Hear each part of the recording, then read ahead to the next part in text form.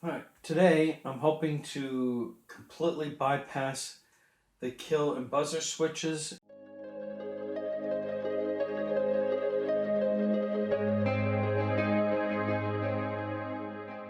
Alright, for every component you have in the bus or vehicle or whatever you have, it's another potential item that could go wrong.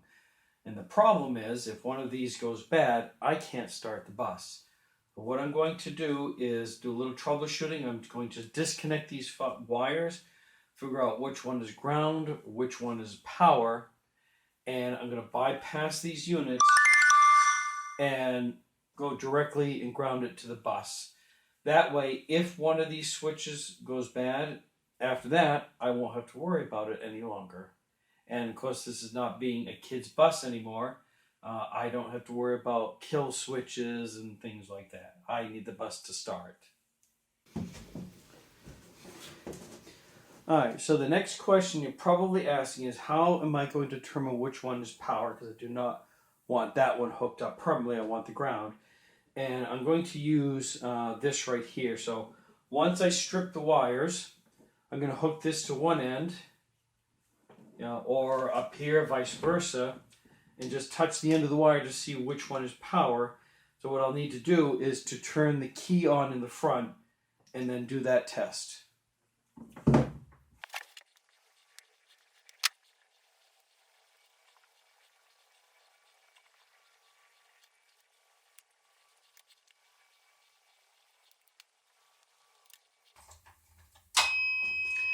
Alright, so this is going to tell me which one has power. Alright, so the orange, you probably can't see this lighting up, but the orange has power. You can see it.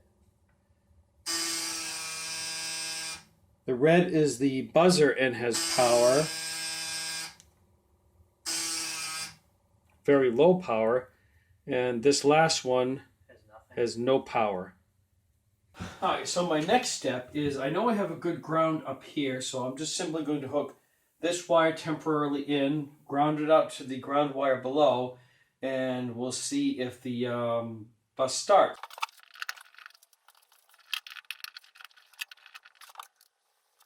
Alright, so I'm just going to see now at this point, hopefully I've bypassed the switches successfully. If this test doesn't work, well, we'll have to figure out something different. So being diesel, I still have to say wait for start.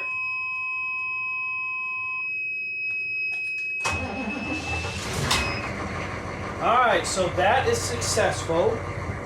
I have bypassed these switches, and these were the three wires that were going to these switches.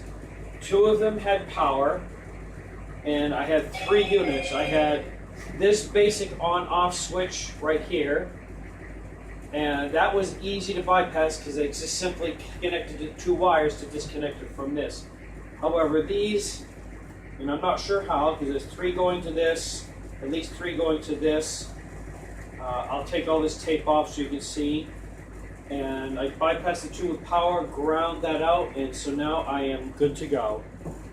Alright, so what I can do now is I have two wires that I can trace back and disconnect that I no longer need. One less wire to worry about, a little less weight, plus I trace the wire back far enough and cut it off, I will be able to use some of this wiring for my USB and 12-volt outlet that I will be putting in. Right, so here are the switches that I disconnected and bypassed. Again, just a reminder, the advantage of removing these is that if these had gone bad and I had left them in, that means pulling out panels and replacing them.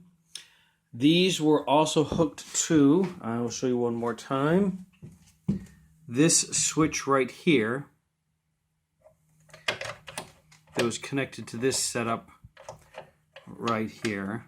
The bus would not start if the kids accidentally lock this, because if there's kids in here, this door has to be accessible at all times, which is no longer the case because there's no seats, no kids. It is just my bus.